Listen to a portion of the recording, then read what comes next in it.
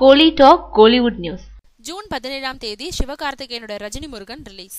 லிங்குசாமியோட Tirupati brothers இப்போ உத்தம villain, இடம்பொருள் ஏவல், ரஜினி முருகன் ஆகிய படங்களை தயாரிச்சிட்டு இருக்காங்க. இது தவிர பாலாஜி சக்திவேல், ரேணிகுண்டா பன்னீர்செல்வம், லிங்குசாமி, பிருந்தா சாரதி இயக்கும் படங்களோட ப்ரீ ப்ரொடக்ஷன் பணிகளும் நடந்துகிட்டு இருக்கு. உத்தம வில்லன் திட்டமிட்ட தேதியில வெளியாகி இருந்தா ஏற்கனவே திட்டமிட்டபடி எல்லா படங்களோட பணிகளும் சரியா நடந்திருக்கும்.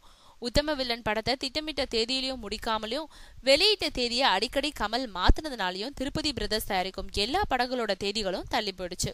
குறிப்பா சிவகார்த்திகேயன் நடிக்கும் ரஜினி முருகன் படத்தை கோடை விடுமுறையில, அதாவது மே மாதம் வெளியிட திட்டமிட்டிருந்தாங்க.